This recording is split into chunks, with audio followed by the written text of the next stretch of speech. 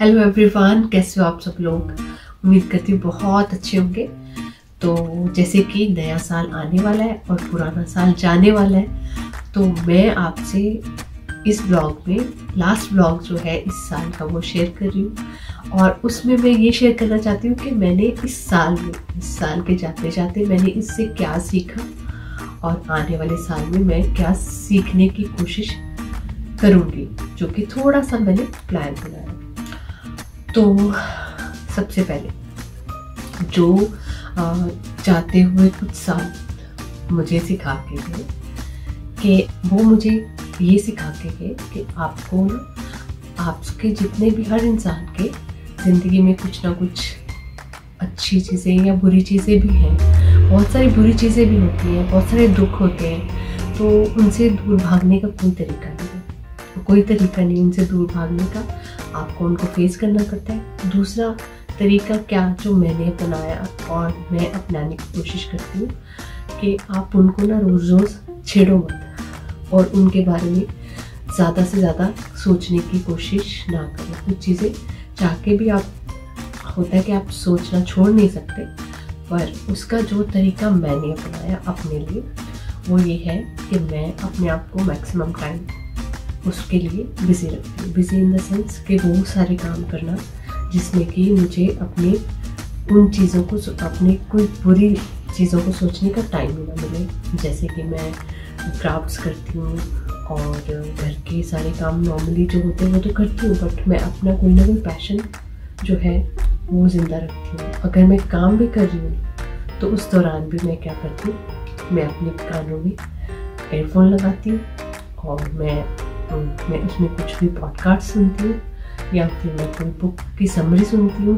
या फिर अगर मुझे बुक अच्छी लगे समरी तो मैं होल बुक भी वो सुनती हूँ। तो अगर आप देखोगे मैं जब काम कर रही होती हूँ तो उस दौरान उस टाइम को मैं इस तरह से यूटिलाइज करती हूँ ताकि मेरे दिमाग में मेरी उसमें जो थॉट है, क्या मैं कंटेंट यूज़ कर रही हूँ मतलब कंज्यूम कर रही हूँ, वो बहुत इम्पॉर्टेंट है कि मैं अच्छा ही करूँ और मेरा जो दिमाग है ना कहीं और उल्टी सीधी बातों में जाए।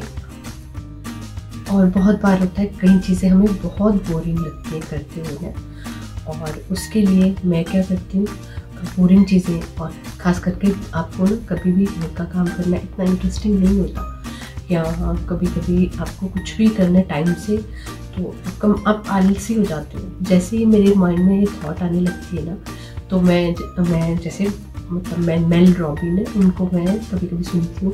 उसका एक फॉर्मूला मुझे ना बहुत बहुत बहुत बढ़िया लगता है कि जैसे आप विदाउट थिंकिंग एनीथिंग, बस आपको करना है ना 3 4 ऐसे 5 तक आपको काउंट करना, 5 4 3 2 1 और स्टार्ट हो जाओ बिना सोचे, तो आपका काम ना बहुत जल्दी हो जाता है। ये बहुत जो है ना बढ़िया तरीका है उनका, ये यूज़ करती हूँ मैं अपने माइंड को ना जब लेथार्जिक होता है या थोड़ा सा डिप्रेस हो जाता है, या आपके जो है कई बार मोटिवेशन कम हो जाती है, आपकी विल पावर भी कम होती है, दोनों चीज़ें कम होती है। बट उस वक्त एकदम से मैं ये सोचती हूँ और दोबारा से मैं ना जो चीज़ मेरा करने का मन नहीं भी कर रहा होता वो मैं करती हूँ। तो ये एक जो मैंने इन सालों में सीखा, ना चाहते हुए अपने मन को कुछ करने के लिए, क्योंकि अगर उस दौरान अगर मैं किसी बुरी थॉट में हूँ और उस दौरान मैं उसी थॉट के अंदर इंडल्ज हो गई, वो एक तो मेरी सेहत के लिए बहुत ख़राब है, मेरे मेंटल लेवल के लिए बहुत ख़राब है, और मेरे जो घर का जो एम्बियंस है ना उसके लिए भी बहुत ख़राब है। मैं कैसी एनर्जी रिफ्लेक्ट करूँगी वो भी उससे मतलब उससे मुझे बहुत बुरा फील होगा, क्योंकि वो एनर्जी जो है मुझे भी इफ़ेक्ट करेगी। तो इसलिए मैं ये तरीका अपनाती हूँ बहुत बार जब मैं लो फील करती हूँ, जब मैं बिल्कुल अच्छा सा महसूस नहीं करती तब। एक और बहुत ही इम्पॉर्टेंट चीज़ जो मैंने इन कुछ सालों में सीखी है कि आप ना कभी भी जो बेहतर बन रहे हो ना वो आप खुद बनो। आप किसी को भी अब उस जर्नी के दौरान दूसरों को बेहतर बनने के लिए मत बोलो। जैसे मेरे सराउंडिंग, जैसे मैं यहाँ पे हूँ तो मैं सिर्फ अपने मतलब बिल्कुल मेरे स्टूडेंट की एग्जाम्पल लेके बताऊँगी। जैसे मेरे बच्चे, अगर मैं कुछ सीख रही हूँ, कुछ कर रही हूँ, या अपने आप में कुछ बेटरमेंट लाने की तरफ कर रही हूँ, चाहे वो स्पिरिचुअल लेवल पे हो, एजुकेशनल लेवल पे हो, किसी भी लेवल पे, तो अगर मैंने कुछ उसमें अचीव करा है ना, तो मैं उनको वो जो लेसन्स है ना, मैं उनको नहीं सिखाऊंगी। क्यों? मैं पहले खुद सीखूंगी, अपने बिहेवियर में वो रिफ्लेक्ट करूँगी। ठीक है? तो अक्सर क्या होता है कि हम सीखने से पहले ही ना दूसरों को सिखाना शुरू कर देते हैं, तो वो मत सिखाओ। मैं आपको नहीं कह रही, मैं अपने लिए जो मैंने सीखा है कि नहीं, बच्चे आपको देखते हैं। आज मैं जो करती हूँ वो मेरे बच्चे मुझे देख के आज आपको हम लोग कहते हैं कि हमें अच्छा खाना खाना चाहिए, एक्सरसाइज करनी चाहिए और जंक फूड नहीं खाना चाहिए, अच्छी किताबें पढ़ना चाहिए, ये सब करते हैं। हम चाहते हैं, एज ए मदर मैं ये सब चीज़ें बोल रही हूँ कि मैं चाहती हूँ मेरे बच्चे भी ऐसा करें, अच्छी आदतें अपनाएं। पर जब तक मैं खुद उनके सामने ये सब चीज़ें नहीं कर रही हूँ तो मैं कैसे एक्सपेक्ट करती हूँ ना। और बच्चे देखते हैं, देख के वो ज़्यादा सीखते हैं। आज मैं मेरी मॉर्निंग में उठ के सुबह पानी पीने की आदत है, गर्म पानी बहुत सालों की है, ऑलमोस्ट 30 ईयर्स की, बहुत छोटी सी तब से मैंने भी डाली है। और मैं बोलती थी अपने बेटे को जंक मत खा, ये मत खा। बट बच्चे क्या होता है कि जब आपको देखते रहते हैं ना, धीरे धीरे वो आपका वो बिहेवियर वो अडॉप्ट करते हैं। तो ऐसे ही मेरे साथ भी हुआ कि मेरा बेटा जो है वो धीरे धीरे वो अब क्या है, उसके अंदर कुछ गुड हैबिट्स हैं ऐसी, वो अपने आप ही कल्टिवेट हो गई, जिसके लिए मुझे एफर्ट नहीं करनी पड़ी। क्योंकि मैं करती हूँ तो बच्चे देखते हैं, तो वो कुछ चीज़ें वो अपने आप इंडल्ज करते, अपने आप में उनमें फीड हो जाती हैं ऑटोमेटिकली। जैसे रीडिंग करने की बात है, पॉडकास्ट में सुनती हूँ, जैसे स्पिरिचुअली मैं कुछ पॉडकास्ट सुनती हूँ या बुक की समरी सुनती हूँ, तो वो देखते देखते उसको भी इंटरेस्ट पैदा, क्योंकि ये हर एक इंसान की अपनी जर्नी है, जिसमें वो जो उसको मिल गया ना, मतलब उसको एक क्वेश्चन आ गया कि मुझे जानना है, तो उसको धीरे धीरे अपने आप ही क्वेश्चंस के आंसर मिलते जाते हैं। तो ये मैंने सोचा कि मैं खुद बेहतर बनने की कोशिश करती हूँ, अपने बच्चों को भी बेहतर ऐसे सिखा के बेहतर नहीं बनाती। एग्जाम्पल जो है प्रैक्टिकली उसको खुद को उन चीज़ों को अडॉप्ट करके उन चीज़ों में खुद में परफेक्शन ला के, जिससे वो मेरे से ऐसे सीखे, ना कि सिर्फ मैं उनको ज्ञान देती रहूँ। तो कुछ ये मैंने इन चीज़ों को समझने की कोशिश की है इन कुछ सालों में। एक और इम्पॉर्टेंट चीज़ कि सेहत आपकी हेल्थ से बढ़ के कोई भी चीज़ नहीं है। आप कितना कुछ भी पा लो, जब तक आपकी सेहत अच्छी नहीं है, आप सब कुछ व्यर्थ है। कुछ भी आपके लिए जितनी भी हाइट्स सक्सेस की आप अचीव कर लो, वो बिल्कुल बेकार है। जो कि अभी मैंने ये अपने साथ ही डिसाइड करा है, क्योंकि मेरा भी ऐसा होता था। मैं अपनी हेल्थ को लेके मेरी वैसे रूटीन ठीक है, बट एक्सरसाइज को लेके मेरी गैप्स बढ़ते रहते थे। कभी कुछ दिन कर लिया, वही नहीं करी, फिर वो ठीक नहीं है, ये है वो है, ये सारी चीज़ें मेरे साथ भी चलती थी। और अभी रिसेंटली कुछ दिन पहले ही मुझे मेरे लिए एक अलार्मिंग साइन था कि मेरे को जस्ट मैं अपनी बेटी के लिए ना सॉक्स पिक करने लगी थी। जैसे ही मैं पिक कर रही थी तो मैं हल्का सा बैंड हुई और ऊपर हुई, तो मेरे बैक में पता नहीं क्या हुआ और मुझे इतना पेन रहा कुछ दिनों के लिए। तो वो तभी एक अलार्मिंग साइन था कि मेरे को अपने बैक को स्ट्रॉन्ग करने की ज़रूरत है। मसल्स यहाँ पे कुछ हो रहे हैं, वीक हो रहे हैं। तो मैंने पहले तो उसको रिकवर करा। अब मैंने अपने लिए एक एक्सरसाइज का टारगेट करा। बट कभी भी अगर आप कुछ अपने लिए डिसाइडेड करते हो ना कि आपको कुछ हैबिट नहीं बनानी है, तो अपने लिए एक बड़ा सा एक गोल मत सेट करो कि मुझे डेली आधा घंटा सेट करना है या 2 घंटे या 1 घंटा ये जिम में जाऊँगी। नहीं, अगर आपका जो है ना शुरू में आपका पेन का मतलब कोई भी आदत जो आप इंडल्ज कर रहे हो, वो अगर छोटी होगी ना तो वो लॉन्ग टाइम तक आप सस्टेन कर लेंगे। और सस्टेनेबल चीज़ें करनी चाहिए। जैसे मैंने डिसाइड करा कि मैं सिर्फ 2 ही सूर्य नमस्कार करूँगी, सिर्फ 2 सूर्य नमस्कार। तो उससे ये क्या हुआ मैंने सूर्य नमस्कार तो मतलब 2 से स्टार्ट करा, करते करते कभी 3 कभी 4, बट डिसाइड मैंने करा इनिशियली। ये भी मैंने एक बुक थी वो समरी सुनी, तो उसमें से कुछ पॉइंट्स थे तो मुझे बहुत ज़्यादा ना वो प्रैक्टिकल से लगे थे उससे, तो मैंने उन पॉइंट्स को अप्लाई करा तो मुझे उनसे बहुत फ़ायदा मिला कि आप ज़्यादा मत करो, सिर्फ कम करो, स्टार्ट 2 से ही करो। तो मैंने 2 से 2 सूर्य नमस्कार के, उसके साथ मेरा प्राणायाम भी हो जाता है। अभी सिर्फ मैंने 15 मिनट डिसाइड करा, तो धीरे धीरे करके ये मेरी रूटीन में अब शामिल होता जा रहा है जो है। और इससे लॉन्ग टर्म में बेनिफिट मिलते हैं, एकदम शॉर्ट टर्म में तो होगा नहीं, 1-2 महीने बाद आपको उसके रिजल्ट्स मिलते हैं। फिर मैंने ना एक और जो चीज़ अपने इस ईयर में कुछ चीज़ें जो डिसाइड करी अपने लिए कि मुझे अपनी प्रायोरिटीज़ मतलब डिसाइड होनी चाहिए कि मेरी प्रायोरिटी क्या है। बहुत सारे लोगों के लिए उनकी प्रायोरिटी होता है उनका बिजनेस, उनका सक्सेस, उनका करियर।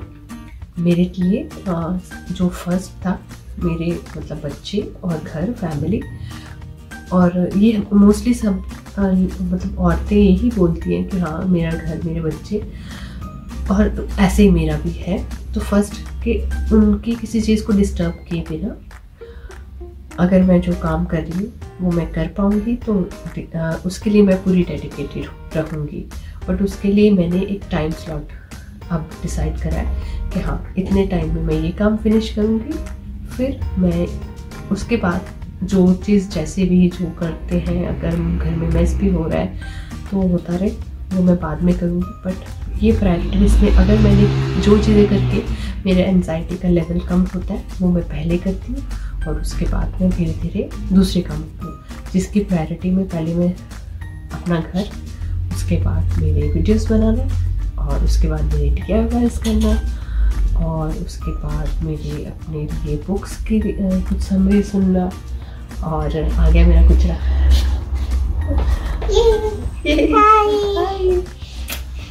और आपको कुछ पूछना था। बोलो। पहले तो जो आप खत्म कर लेते आप मैं मूवी देख सकते हो। अभी तो टू लेट है, इट्स टू लेट, देखना था टू लेट। और मैंने जो है इस जो आने वाले साल में जो मेरे कमिंग ईयर है उसमें जो मेरी इम्पॉर्टेंट चीज़ है करने वाली वो है हेल्थ से मेरे को अपनी हेल्थ इम्प्रूव करना है। और मैंने कभी भी आज तक ना हेल्थ इम्प्रूव करने में वेट को नहीं जोड़ा कि मुझे वेट कम करना है। वेट मेरा ऑटोमेटिकली कम हो जाता है जब आप अच्छी मतलब आदतें और अच्छी चीज़ों को, अच्छी फूड खाते हो, तो आपका जो है अपने आप ऑटोमेटिकली वेट कम हो जाता है। और इस मैं अपने आप को फिट रहने का चैलेंज ये दे रही हूँ, मुझे फिट होना है। और फिटनेस में विदाउट मैं कुछ बड़े बड़े गोल सेट करे, विदाउट मैं बड़े बड़े डाइट प्लान्स को फॉलो करके सिर्फ नॉर्मल तरीके से करूँगी, तो वो मैं चैलेंज आपके साथ स्टार्ट करना चाहती हूँ। तो डेली का मैं अपडेट दूँगी इसमें, डेली के अपनी मॉर्निंग रूटीन से लेके, और कभी कभी मैं मतलब इनिशियली शॉर्ट्स में भी डाल सकती हूँ अपने डाइट को और अपने जो है प्लान को, जिसमें मैं एक नॉर्मल कोई भी उसको अपने नॉर्मल से नॉर्मल रूटीन में भी उसको ऐड कर सकता है।